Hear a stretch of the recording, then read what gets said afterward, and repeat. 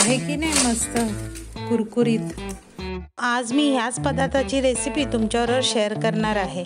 नमस्कार, मी उर्वी सावंत पंगत तुमची आमचीमध्ये तुमच्या सगळ्यांचं खूप खूप स्वागत करत आहे। आज मी तुमच्याबरोबर खारी शंकरपाळीची रेसिपी शेअर करणार आहे। करायला सोपी, ही टिकायलाही 2-3 महिने आरामशीर टिकते। तुम्ही पिकनिकला, प्रवासात कुठेही नेऊ शकता। तर चला पटापट सुरुवात करूया। खारी शंकरपाळी बनवण्यासाठी आता इथे 1 किलोच्या प्रमाणात म्हणजे 1 किलो हे मैद्याचं पीठ आहे। वाटीने बघायला गेला तर 6 सपाट वाटा एवढा हा मी मैदा चाळून घेतला आहे। मध्ये घालण्यासाठी ज्या वाटीने आपण मैदा घेतला त्याच वाटीने मी इथे पाव वाटी एवढं तेल घेतलं आहे। चमच्याने बघाल तर हे 10 टेबलस्पून एवढं तेल आहे। म्हणजे हा जो मोठा चमचा असतो ना आपला, त्या चमच्याने मी 10 टेबलस्पून एवढं तेल घेतलं आहे। इथे 2 टीस्पून एवढी कसुरी मेथी घेतली आहे। ही टोटली ऑप्शनल आहे। इथे 2 टीस्पून एवढी कलोंजी घेतली आहे, जे आपले पोहे खायचे चमचे असतात ना त्या चमच्याने।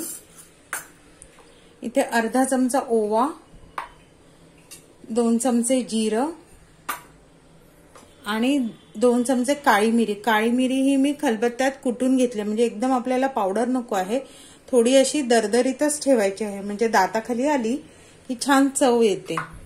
आणि चवीप्रमाणे मीठ, म्हणजे जवळजवळ इथे मी 1.5 टीस्पून एवढं मीठ घेतलं आहे। थोडं मीठ ह्या शंकरपाळीमध्ये जास्त लागतं। आणि हे पीठ मळायला साधं पाणी। आता आपण काय करायचं, पहिल्यांदा हे तेल आहे ना आपल्याला तापत ठेवायचं, म्हणजे अगदी ह्याचं कडकडीत मोहन आपल्याला पिठामध्ये घालायचं आहे। आता ह्यामध्ये आपण सगळे एक एक जिन्नस मिक्स करूया।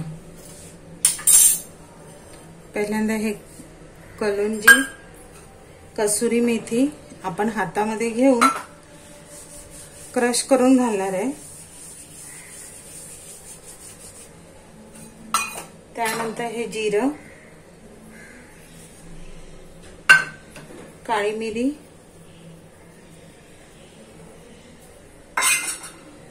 आणि हे मीठ।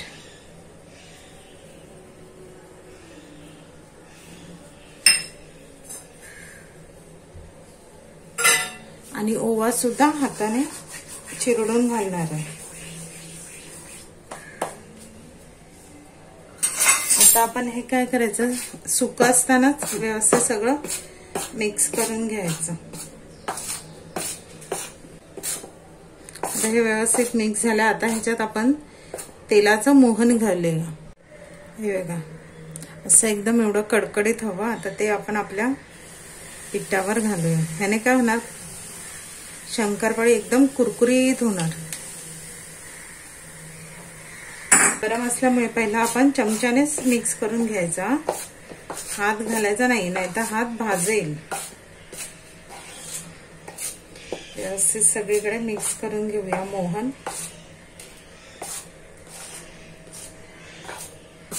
आता आपल्याला हे थोडं असं वाटलं थंड झालंय तर मग आपण चमच्याचं सगळं पीठ काढायचं आणि हे मोहन सगळं आपल्या मैद्याला व्यवस्थित चोळून घ्यायचं।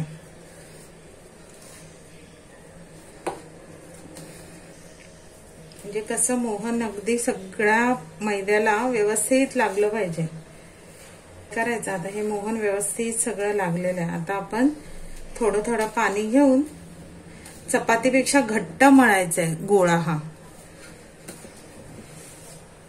पाण्याचं काही प्रमाण नाहीये, तुम्ही अंदाजाने घेऊन घेऊन घट्टसरच मळायचं, एकदम पाणी घालायचं नाहीये।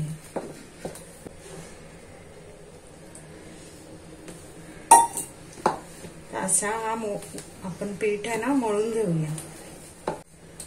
हे बघा, साधारण एवढा इतपत एवढा घट्ट आपल्याला पीठ मळायचं आहे। आता हे पीठ चांगलं मळून झालंय।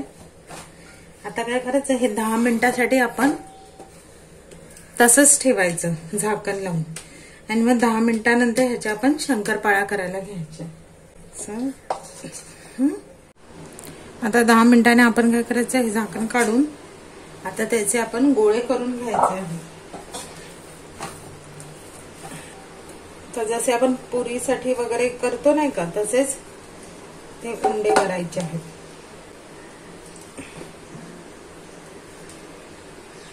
आपले 5 हे झालेले आहेत. तर त्याच्या आपण शंकरपाळ्या लाटून घेऊया. हा एक गोळा घ्यायचा आणि लाटायला आपल्याला सुकं मैद्याचं पीठ घ्यायचंय.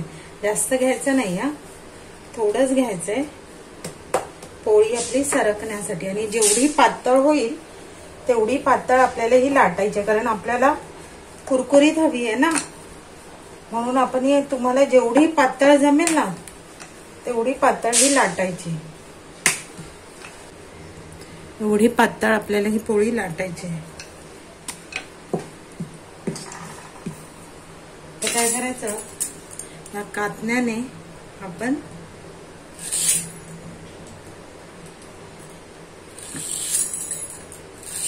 मी तिरखासच आणि मोठे कापते. हा, मोठ्या कशा खायला छान लागतात. आपण सोडून घेऊया. हे फारच मोठे झाले तर तुम्ही ही अशी कटी करू शकता. आणि ह्या आपण ताटात काढून घेऊया. अशा सगळ्या सोडून घ्यायच्या. हे बघा, अशा प्रकारे आम्ही कापून घेतल्या जातात. अशा प्रकारे सगळ्या आपण करून घेऊया. पण एवढं लक्षात ठेवायचं की ह्या एकावर एक भरपूर नाही ठेवायच्या, नाहीतर त्या सगळ्या चिकटून जाते. हे बघा, अशा ह्या मी सगळ्या कापून घेतल्या आहेत. आता आपण ह्या काय करूया, तळायला सुरुवात करूया. आता आपण हे बघा, तेल चांगलं तापलेलं आहे. आता मीडियम गॅस ठेवायचा आणि एक एक शंकरपाळी सोडायची. असे गठ्ठे सोडले तरी काही हरकत नाही, ते तेलात गेल्यावर आपोआप सुट्ट्या होतात.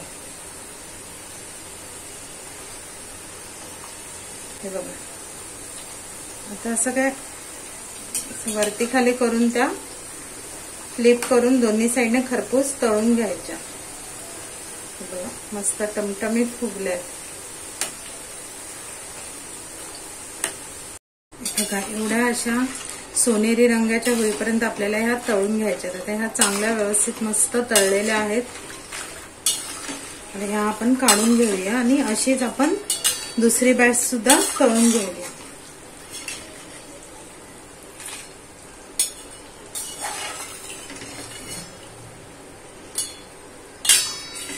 पण अशीच दुसरी बॅच तळून घेऊया. अशा प्रकारे माझ्या सगळ्या शंकरपाळ्या बघा तळून झालेल्या आहेत. तुम्हाला मी आवाज दाखवते. आहे की नाही मस्त कुरकुरीत, तोडून दाखवते.